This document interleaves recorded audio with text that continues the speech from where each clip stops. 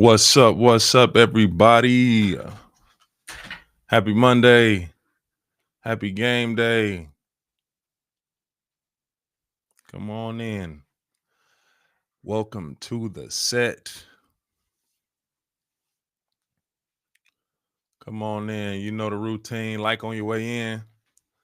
Like on your way in.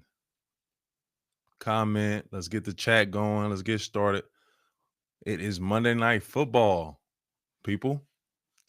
Let's get excited. Let's get turned up right quick. Come on, like on your way in, comment, share to your friends, invite a friend. If you know someone that don't have a pregame routine or whatever, send them this way. Let's get into it. Let's really get into this conversation for tonight. We have a Monday Night Football doubleheader. It's about to be a crazy one. This Week 4 game is about to tell us everything we need. It's Dolphins fans specifically. I'm gonna start this show off very, very Dolphins heavy tonight. The Dolphins are playing the New York Jets, and this Week 4 matchup, this Monday Night Football matchup in Miami at Hard Rock Stadium, will be very, very revealing for the Dolphins for the rest of the season. It is very, very telling. Tonight should offer a lot of clarity.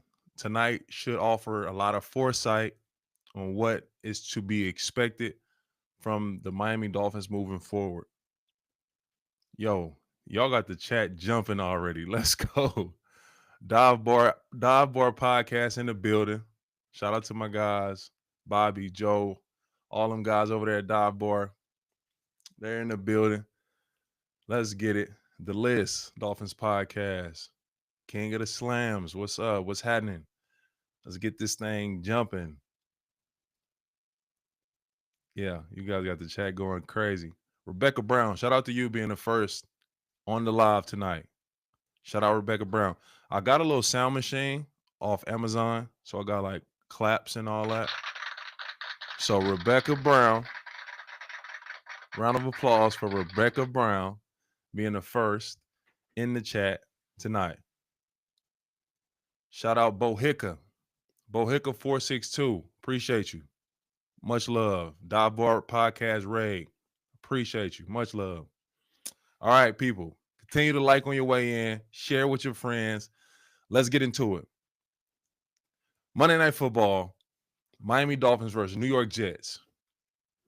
At Hard Rock Stadium. I love that place. I love being there. The heat was something that we really tried to take advantage of, being in Miami, having them home games, especially those 1:00 games. Those were brutal. Throughout my 3 years in Miami, I really need to look at my home record while I was in Miami, because those 1:00 games were different, and we took that to our advantage. The NFL is being friendly to a lot of these teams right now, want to schedule all these night games and all that at home. That's cool. It's all right. It's all right. Let's get it, man. We got to get this dub tonight. This Week 4 matchup is monumental for the rest of the season. Like I say, I think this will be very revealing and very telling for the Dolphins. This will provide a lot of clarity on what we are expecting moving forward, what we will see for the rest of the season. Tonight is an opportunity. It's a beautiful opportunity for the guys to really showcase the product that they want to put on the field. It's a beautiful opportunity for the guys to showcase the product that they want to put on the field. Show the world what this 2025 Miami Dolphins football team is and will be about. Both of these teams entering tonight's matchup at 0-3. Somebody has to come out as a winner. Okay? Somebody has to come out with a win. So is it going to be my team, Miami Dolphins, or New York Jets? Shout out to Aaron Glenn, one of my coaches for a very long time. I have the highest level of respect for him. I truly believe in Aaron Glenn. I think that he will continue to mold that culture in New York and change the history and trajectory that we've known the New York Jets to be, because I feel that strongly about him and his leadership skills and his style of coaching, what he emphasizes and everything. I think at a point, Aaron Glenn, his talent and ability as a leader and as the general will start to change the climate in New York. Even though, look, they're sitting at 0-3 right now. So it's not today. But for the future, I am rooting for Aaron Glenn. So both teams 0-3. Somebody has to come out a winner tonight. This one, we're not looking for a tie. We're not looking for the Packers Cowboys. We need a winner. We need the fans to win tonight. That's exactly what we're looking for.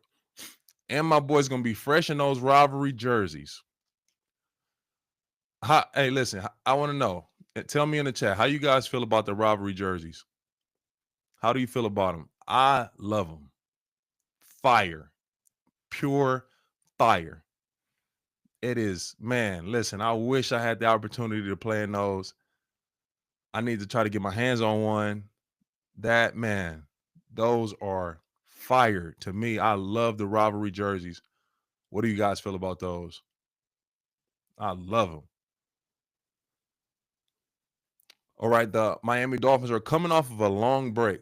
So they played previous Thursday against the Buffalo Bills, and having that mini bye week is what we call it. So after the Thursday game, you usually get a couple days off, 2-3 days off, get a chance to reset your body, get away from the game for a little bit, maybe even go see family. But so that quick reset is very, very valuable, very valuable. So 10 days or even 11 days since the last game, because coming back on a Monday, that time away is really should present to be very, very beneficial for the Dolphins tonight. And coming back from having that long extended break, it's an opportunity to rest. It's an opportunity to clean up mistakes, to clean up the issues. I'm looking for those guys. I'm looking for the guys that come out sharp tonight, very sharp. Tua operating the offense very efficiently, operating the pre-snap situations, the motions, the shifts, all of those things. I'm looking for the operation to be seamless tonight. Tua, let's get them boys running, man. Let's get these things. Let's get it going early too, and we don't have to wait. Let's see a real Miami Dolphins offensive production, a whole cinematic production tonight on the Jets' head. Drop 30 ball on their head, please. We have Darren Waller's return. That's a big deal to me, people. Darren Waller's return. I don't think Tua has had a weapon like the Darren Waller that we know, the Darren Waller that we have seen on film. I don't think Tua has had that element on offense.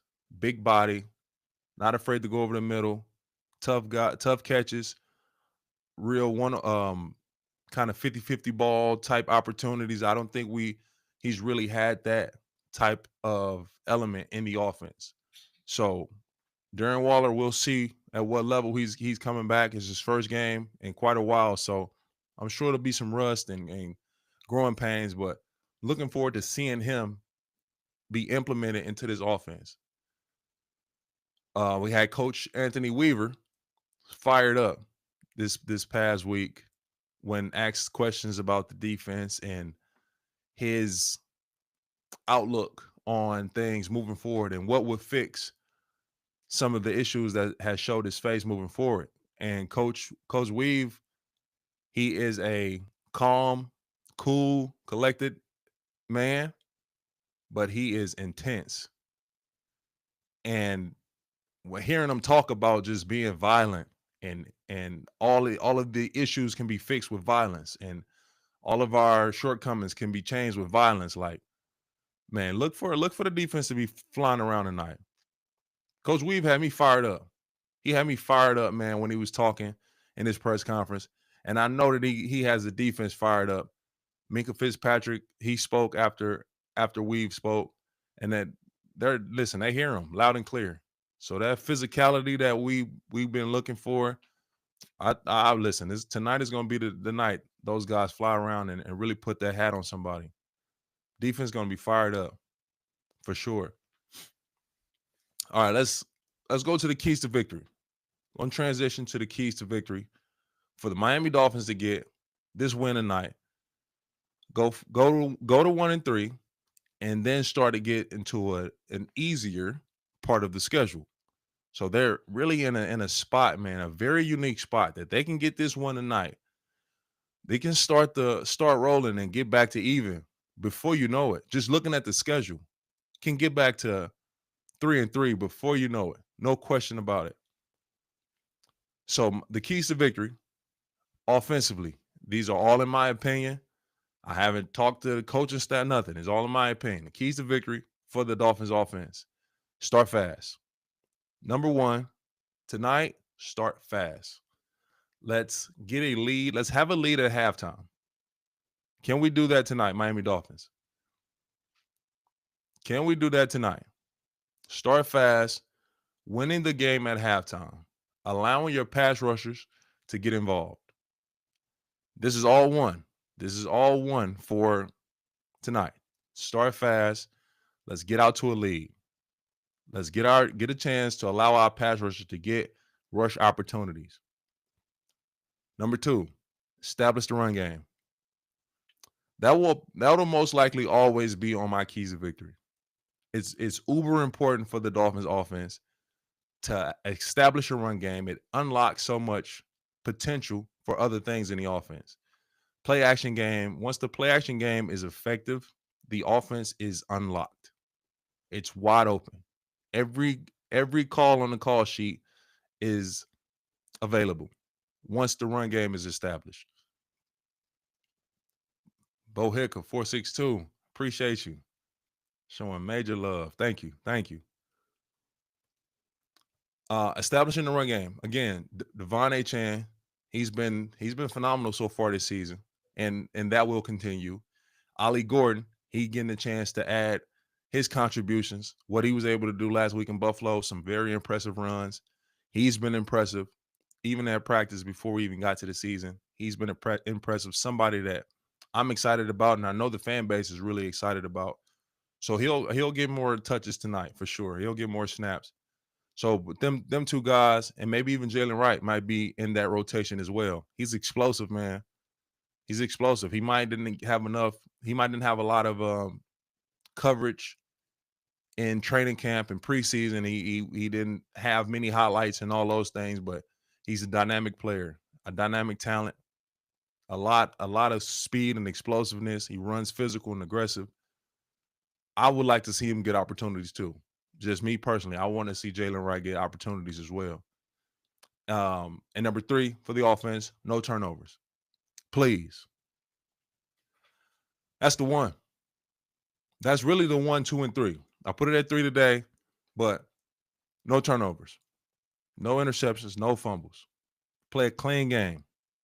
Do not let the New York Jets have more possessions than us. We can do that. I feel very strongly we walk away with the W, with the win. Offensive keys to victory. Start fast.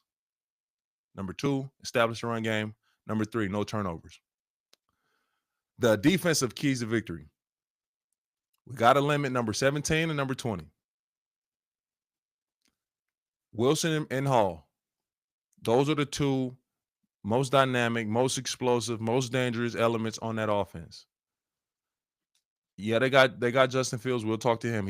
We'll talk about him. He's number 2 on keys to victory. But number 1, 17, 20.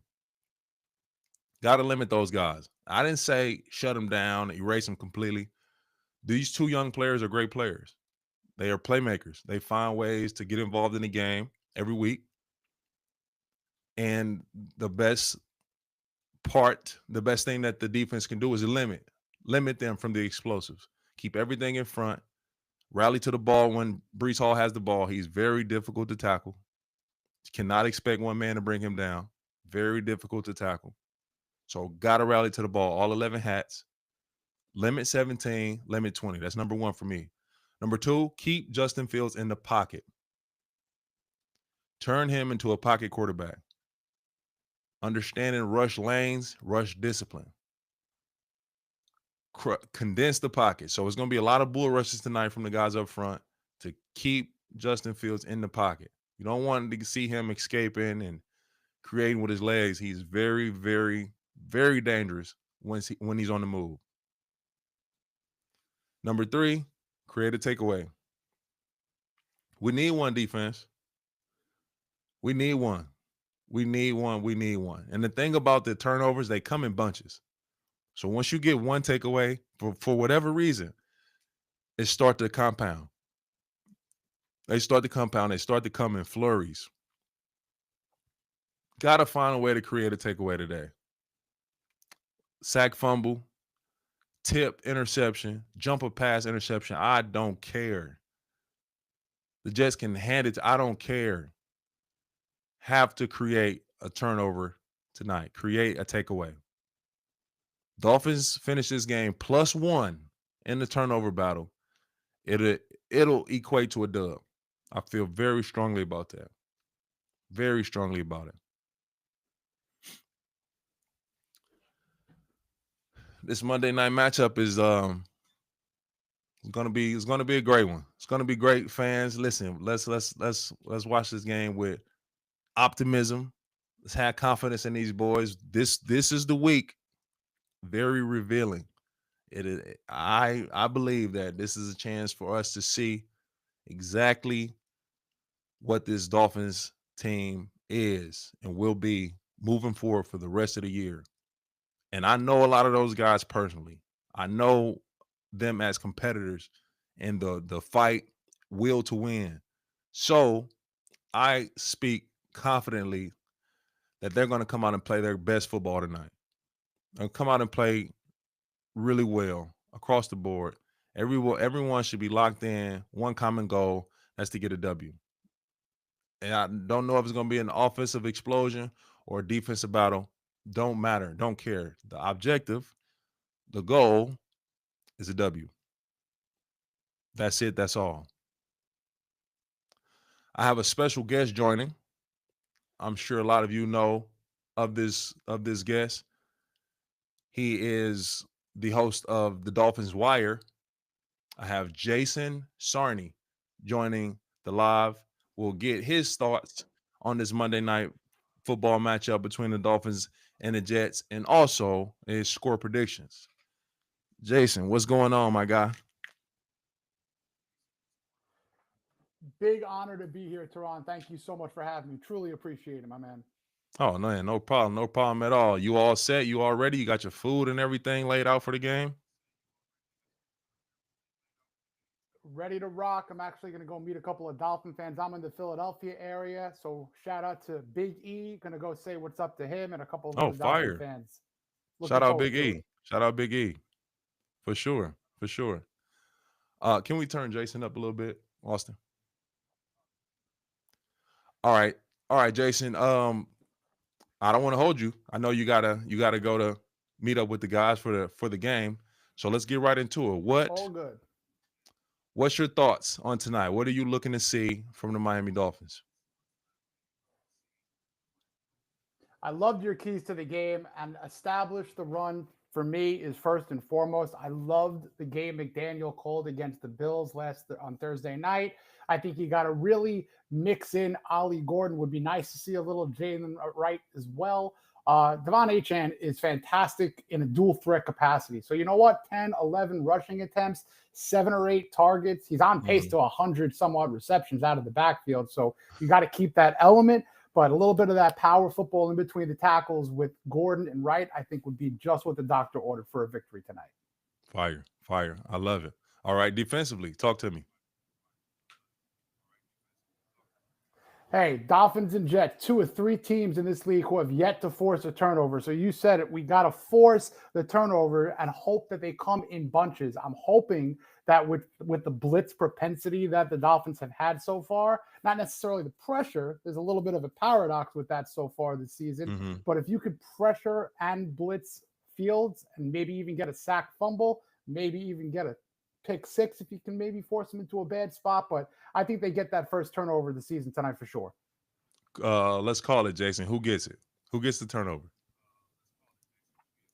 Ooh, you know what? In a perfect world, let's get a sack fumble where Chubb or Phillips forces the fumble. I'll let my man Zach Sealer fall on that ball. Okay. All right. All right. If that happens, dog, we gotta do something. We gotta bring this clip back up. We gotta do something about that. That'd be crazy. Calling sack fumble from Chubb or No problem JP. here. Zach Sealer with the scoop. All right. All right. Okay, Jason. I'll take Kenneth Grant on a scoop too, just to throw that out there. I give you that. I give you that. All right. All right. Can you give me your score prediction for tonight? You know what? I'm going to go with a little bit of weird math, 26-22. Keep that into that one possession, but it's going to be a hard-fought AFC East battle, and I think the Dolphins get another win against the Jets. Okay. I like that. I like it. I didn't get my score prediction yet. I was waiting till you join the show, and I appreciate you for joining the set, man. Thank you. My score prediction for the night. Oh, honor and a pleasure. For tonight. Appreciate you. I got the Dolphins 27-17. 27-17. I think the defense will play. I think the defense will they're going to be on one tonight, especially after hearing Anthony Weaver talk about the violence and all those things. Like, I think those guys are going to respond in a way that the Jets will feel it. And don't get me wrong, the Jets have a lot of weapons over there. They can be explosive. We saw what they did week 1 against the Pittsburgh Steelers, where offensively they lit up the scoreboard. But the Dolphins, this defense will be looking to make a statement. So I got 27-17. Dolphins take the dub against the division opponent. That's where I'm at with it. Jason, real quick before I let you go, talk to me about your Works for background, me. man. I see some legendary names, jerseys, photos. Talk to me. What you got? Yeah, well, got to obviously shout out the big guy himself, Dan Marino. That's, my pride and joy Dolphin possession right there. We got Jason Taylor over my right shoulder, and below that we got Richmond Webb, one of a dear friend who actually used to work for the Dolphins, got me that game used and game sized signed Richmond Webb jersey. I believe it was from the 96 season, 97 season. But and then of course we got the Miami Miracle with Kenny Drake up there. No, you got a legendary wall up here, man. Legendary. For real. You got any Marino story or Jason Taylor story? We got to get a 72 jersey. No, for sure. Oh man, for sure. You got a legendary wall. So many stories. But I'll tell you, I got a little bit of shout out to Jason Taylor. He does phenomenal work. If you could see right there, the Jason Taylor Foundation. Shout out to Seth Levitt, who runs that organization. He is such a good dude doing what he does for the South Florida community. Really priding himself on educating youth. I've had some really awesome experiences playing some virtual poker and some live poker with JT. And what's great is, we both have a son named Jordan. So we share that similarity. Right. And I know one of his sons, Mason Taylor, is going to be on Monday Night Football tonight. So hopefully we hold him from having his first career touchdown. Don't necessarily want to see that right yet. Yeah, no, I feel you. That's fire. That's fire. Okay, Jason, man, look, I appreciate you for joining the set. Let us know where we can find you. Absolutely. This was awesome. Thank you for having me on. I do some writing for Dolphins Wire over on USA Today. And even tonight, we do post-game podcasts with my guy, George Albaron, on the Fins Faithful podcast on YouTube, which you are, of course, welcome to join tonight after the game if you want, or anytime. Open invitation for you, sir. All right. Appreciate it, man. Appreciate it. Send me a text, man. If I'm not doing nothing, I'll try to jump on for a second. Fins Faithful. Awesome. Would love to have you. Appreciate it. Fins Faithful. Yep. Okay. I'll shoot you a DM. All right. Perfect. Appreciate it, Jason, man. Thank you again for joining the set. Fins up. Let's do it. Fins up.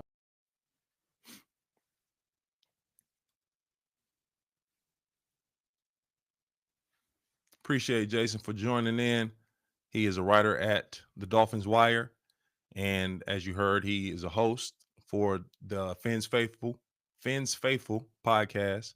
They're doing a pregame show, postgame show tonight after Monday Night Football wraps up. So if you guys are looking for some postgame content, shoot over to Jason's channel at Fins Faithful for their postgame podcast. If I'm free, if I'm available, I'll try to jump in for a second too and speak on my thoughts, reviews of the game. Well, listen, we're moments away from the Dolphins and Jets kicking off another installment of this AFC East rivalry. Looking for great football tonight. Pray that everyone comes out to the game clean, healthy. Just a great NFL football game. Fans up, man. I'm rooting for my guys to go get that dub for sure. All right, I will start the transition now, and I need some more feedback. Let's talk about week 4. Let's get into all of the week 4 action, man. The NFL season has been crazy. This season has been crazy. I'm really getting a chance to watch the games from a fan perspective, like just following the NFL and bouncing through all the teams, keeping up with fantasy football and all those things. It's stressful, bro. It's fun because it's so unpredictable, but it is stressful because you I don't know. I don't know, man. This NFL stuff is crazy. So many surprises, upsets, games go a completely different way than you see them going pregame. It's just, man, it is it's shout out to the NFL, man. It is crazy. I see why so many people love this game, love the sport, love the league. Just high level talent and people just going out there trying to do their very best, living out a dream. It's pretty crazy. Um, so before I get into a week 4 recap, we do have another game tonight. Broncos versus the Cincinnati Bengals. I, I see the Broncos handling business here. They have to. They have to. They lost the last 2 games really closely, last second losses. The defense is still phenomenal that they have over there, but they have dropped the last 2 in a way that's uncharacteristic for my guy Sean Payton. They'll be looking to have a convincing win against the Bengals tonight. No Joe Burrow. They're going to get after Jake Browning as much as possible. That D line that they have over there is insane, insane. Them boys play. They're tough. Very very great front. So looking for the Broncos to handle business tonight against the Bengals. I got that game 24-13. 24-13. Broncos walk away with that dub. All right, week 4 review. It was a ton of really good games this past weekend. A ton of games that kept all our attentions, man. Kept us on the edge of our seat. A couple more surprises for sure. Like I spoke about, the Packers and Cowboys. I'm sure a lot of you guys watched that game. What's your thoughts on that Packers Cowboys game? I'm sure a lot of you saw that one. I live in Dallas. I got to deal with these Cowboys fans a lot. But I will say, I have to stop doubting the Cowboys. I gotta man up and say that. I gotta stop doubting the Cowboys. I really felt like they were gonna get smacked this weekend by the Packers. Packers was coming off a loss to the Cleveland Browns. So they could not wait to get their bad taste out and get a chance to get back in the win column. They were looking like Super Bowl favorites after 2 weeks. That's the crazy part about this league. It changes so fast. It's 1 week seasons. Everything changes every week. The narrative switch every week. We were talking about the Packers being a Super Bowl favorite after 2 weeks. We were talking about the Chiefs being done after 3 weeks. The Chiefs go out and smash the Ravens. Now they're back. Now we're back with the Chiefs. And the Packers lose 2 in a row. Well, not lose 2 in a row. They lost to the Browns, tied with the Cowboys. They're not the favorites anymore. They're not in that Super Bowl contention right now. Like, it's 1 week season. It changes that quickly. But that Packers Cowboys game, that was a good one, man. It was a good one. I'm not doubting them no more. Dak is resilient, shows a lot of resolve. He's I like Dak, man. I know he gets a hard time. He gets a lot of flack and bad narratives, but dude, he competes. He's a competitor. He really go out there and does his thing. And to do what he did yesterday against that Packers defense, which is legit, no question about it. That Packers defense is real. But Dak is unfazed. He really is. Dak is unfazed, man. That was a great one. Great back and forth. Second highest scoring tie in NFL history. So, you know, always great when you can make some history. But Cowboys, that defense is still shaky. Still shaky, really tough rushing the passer. Secondary, which I felt would be a strength of the Cowboys, have really struggled so far this season. So the defense, man, they got to find ways to get that thing improved, better, something. I'm not really sure what the answers are there, but um, offensively, they do have weapons, and they find ways to move the ball, even without CD Lamb. That was really impressive what they did yesterday. Moving on to the Chiefs and the Ravens. The Chiefs put a good old fashioned whooping on the Baltimore Ravens. Good old fashioned beat down on the Ravens yesterday, and I was wrong. I was completely wrong about this one. I thought the Ravens, this was a chance for them to make the statement. The Chiefs were down. They're not looking like themselves. They're struggling offensively. They can't put up 20 points. They were prime opportunity for the Ravens to really just bury the Chiefs under them, and you know what I mean, establish themselves in response to what happened to them against the Detroit Lions, where they got whooped on. But no, this did not happen. The Chiefs got after Lamar Jackson, got him to turn the ball over.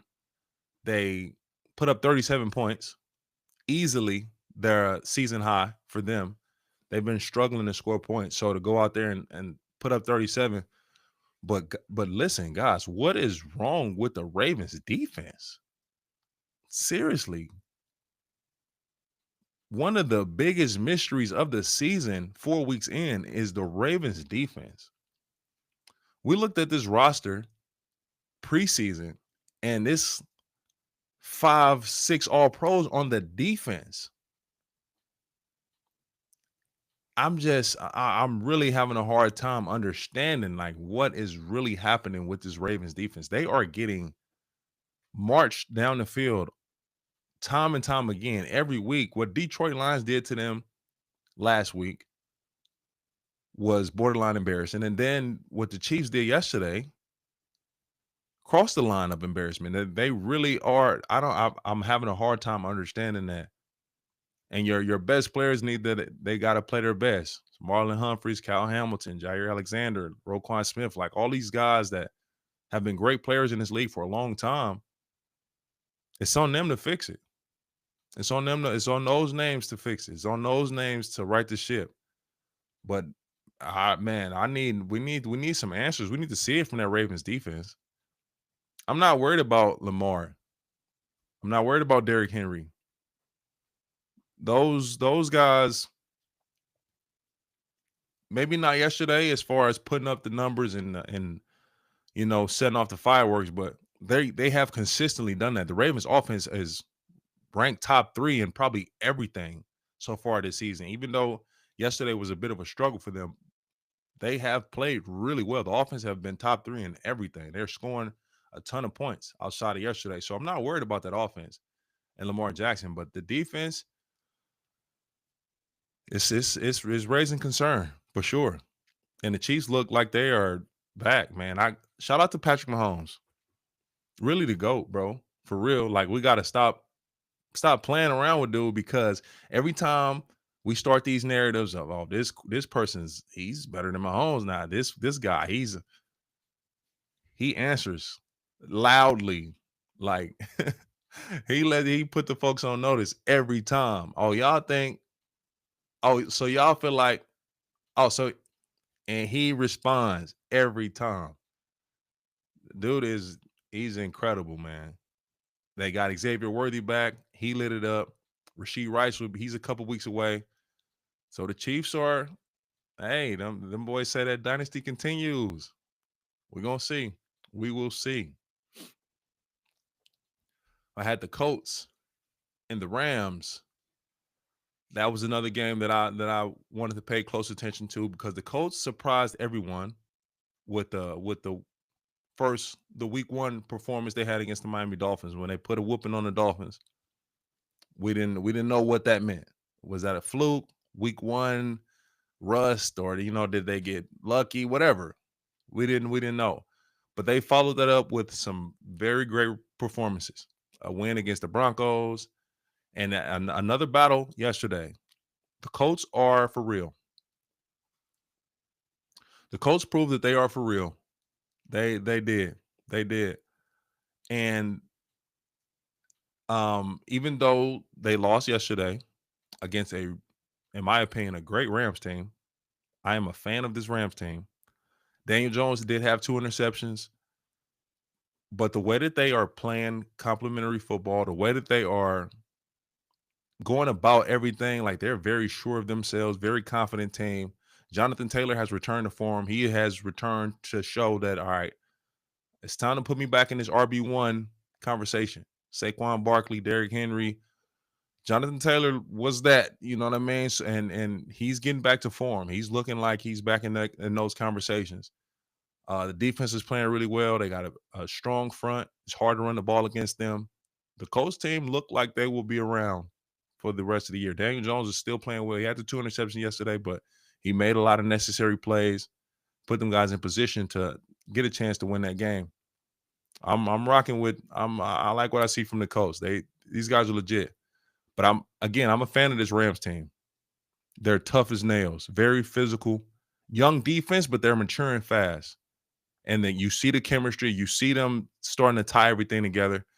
This Rams team, that defense they're just pests and menaces. Like that's a tough day. We played there last year. Dolphins versus the Rams. We got to win in LA against the Rams, but that was one of the hardest games I done played in years. Like just a very tough physical game across the board, and they got a great rotation. So whether you're dealing with Verse, Brian Young, Kobe Turner, they got a lot of guys in rotation.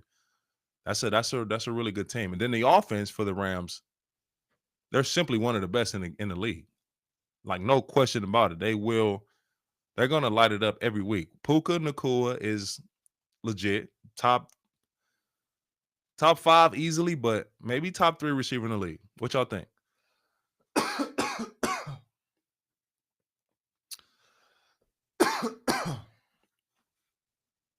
Puka is, man, maybe top 3 receiver in the league. For real. The dude is strong hands, very strong presence too. Like he's difficult to bring down. Once he got the ball in his hands, he's a running back. He's a running back. Very hard to bring down. And then add Devontae Adams, Kyron Williams back there. Matt Stafford's lighting it up on a weekly basis. Like that Rams team gonna be one of them ones left. One of the few left for sure. Hold on just a second, my good people. Do we have Nick on here?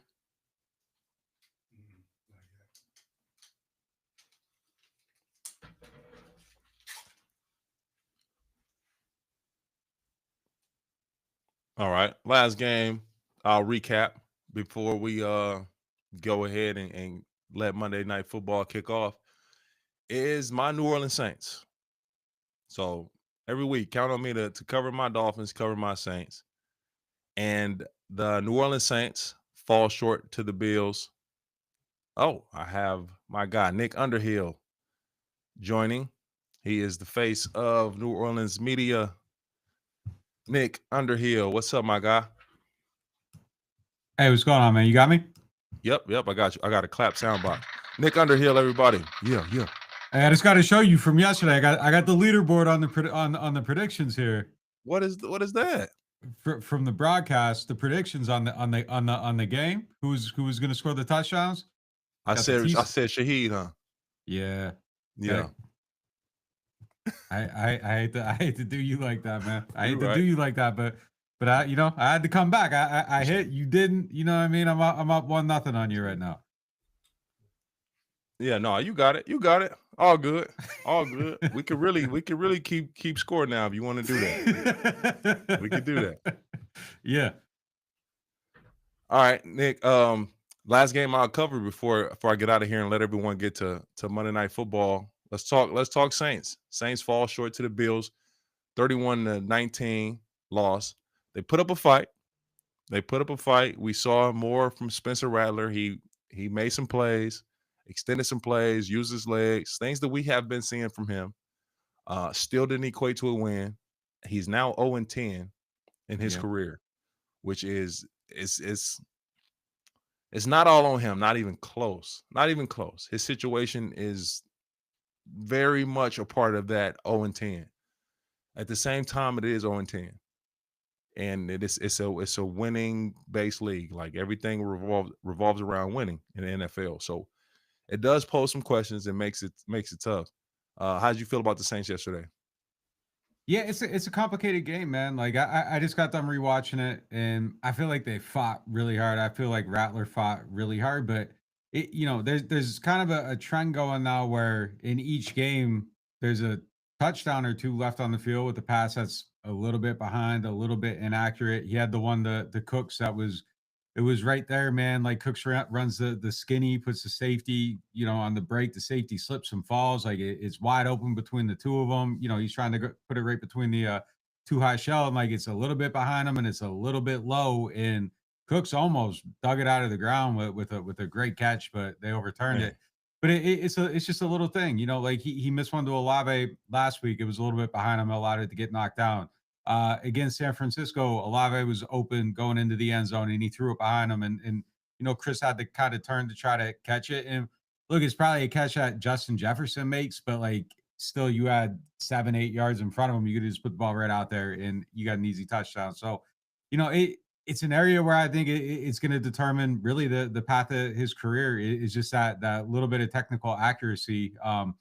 And if he can clean it up, look, he is a young player. Like maybe it develops, maybe he gets the timing down a little bit better.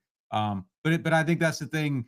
I've seen enough good that's the one piece of bad. That's the one thing that I think could maybe undermine his effort. And I think he has to get better at that in a hurry. For sure. No, I agree.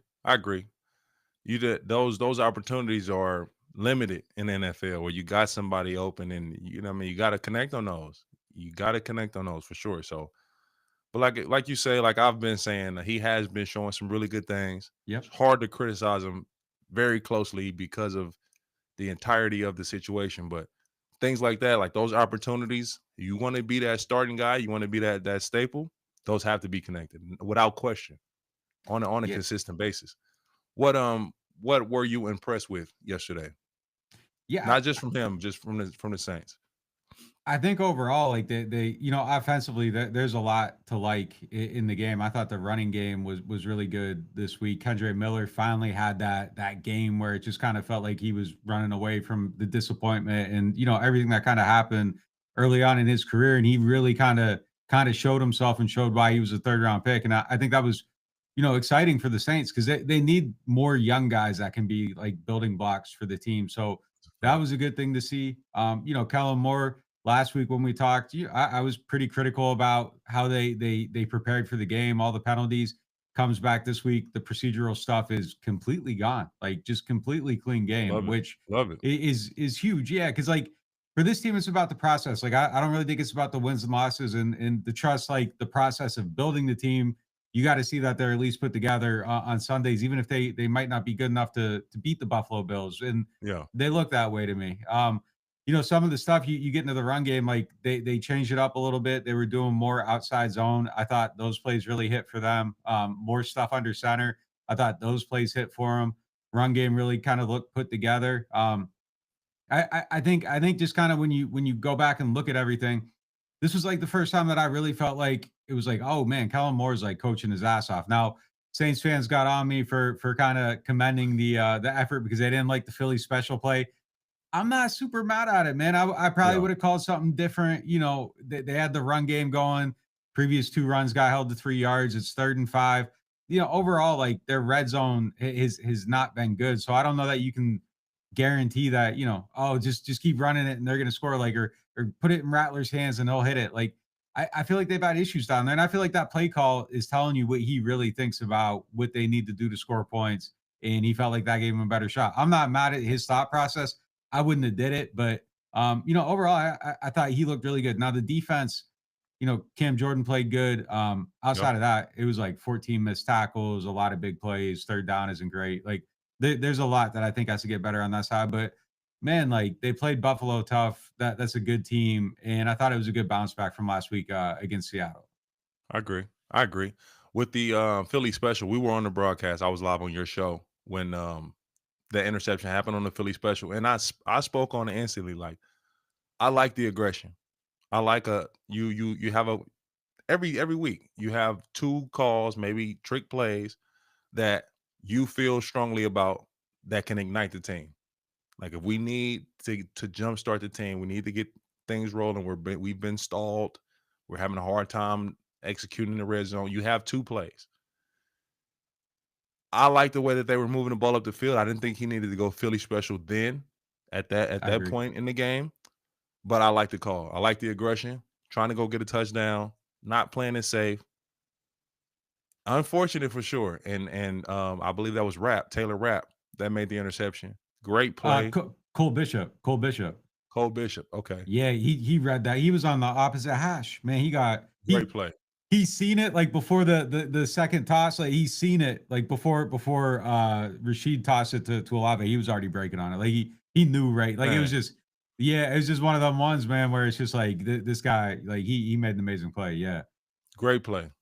But like you said, I'm not mad at it. I'm not mad at Kellen Moore for making that call. You trying to do, what nobody feel like you can do and beat the Buffalo Bills. So he feel like they needed a touchdown right there, which they did, you know what I mean? So aggressive call, backfired. It happens. We all are great coaches after the fact. All of us. All of us are great coaches after the fact. I made a career out of it. Yeah. What's the before we get out of here, Nick? What's the biggest concern for the New Orleans Saints moving forward?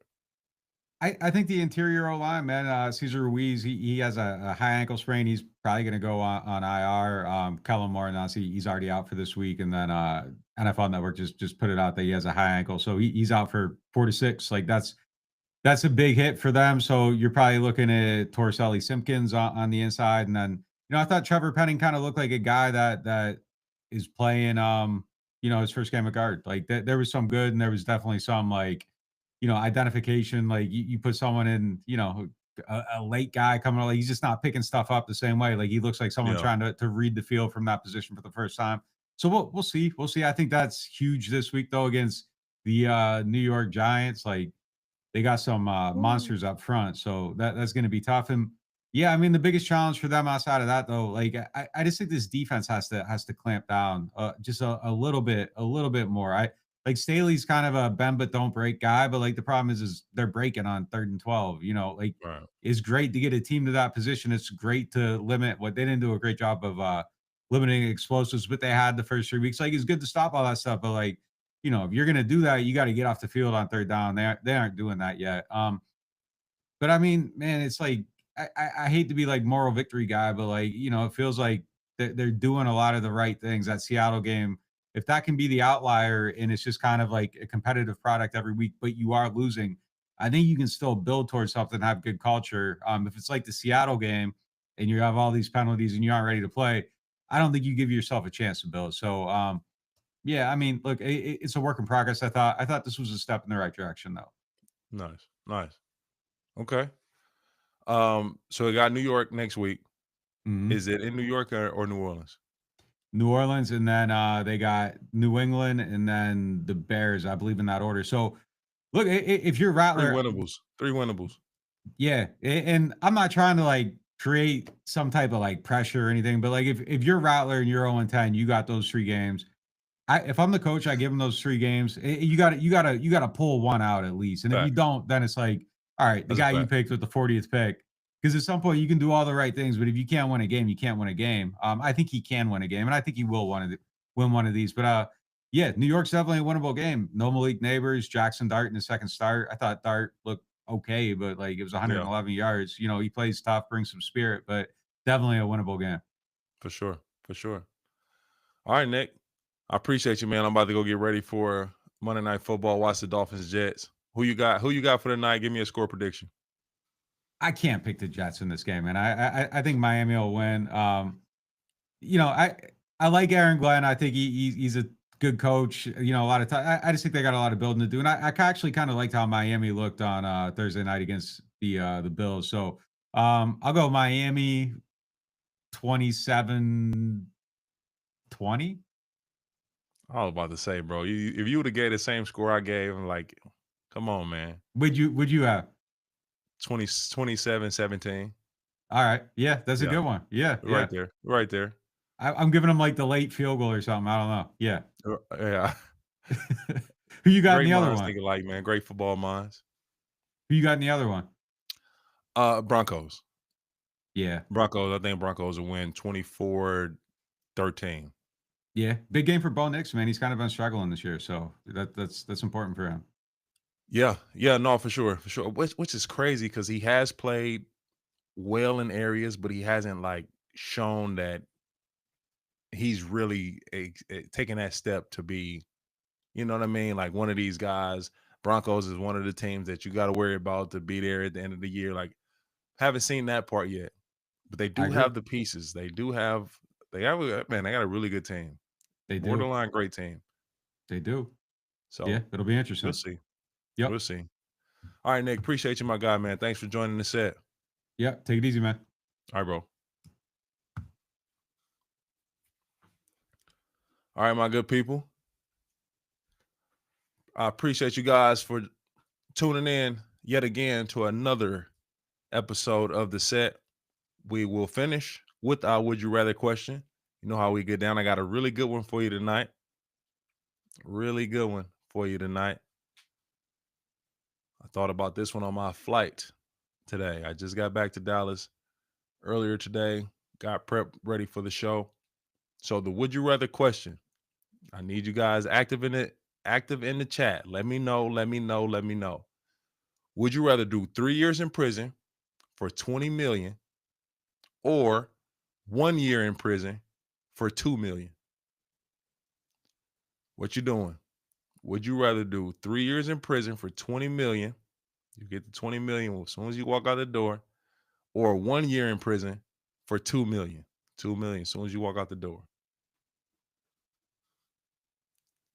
Let me know. Let me know.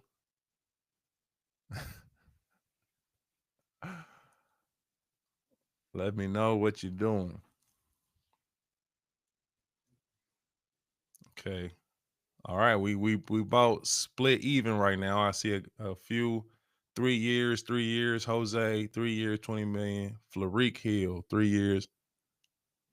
Shirt says 1 year.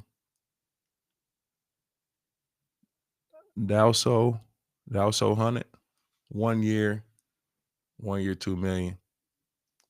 Think about it now. Like I said, prison, not jail, not the county.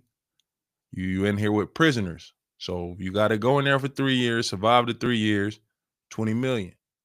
Or you going for 1 year, survive the 1 year, you get 2 million. So it won't be no easy win. I can't say what prison, where you at, maximum security. Man, we're not getting into all that. Just answer the question.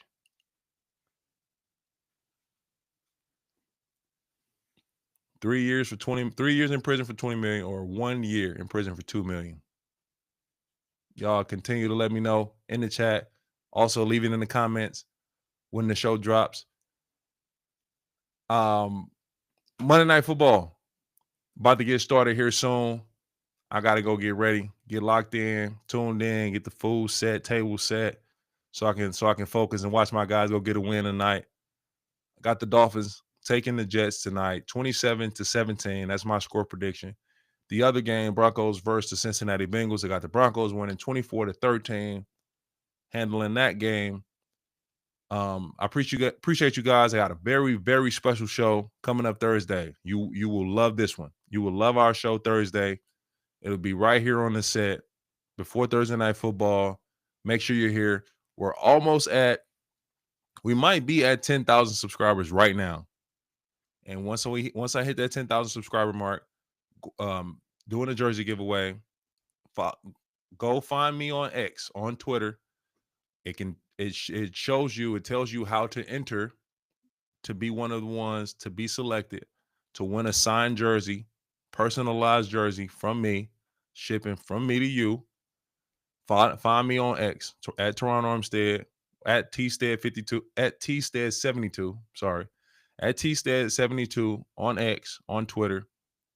You'll see how to enter the sweepstakes to get the jersey, to get the signed personalized jersey from me on the road to 10,000 followers. I appreciate you guys for tuning in to the set. This was great. I'll see you again on Thursday. Fins up. Let's get this dub tonight. Peace.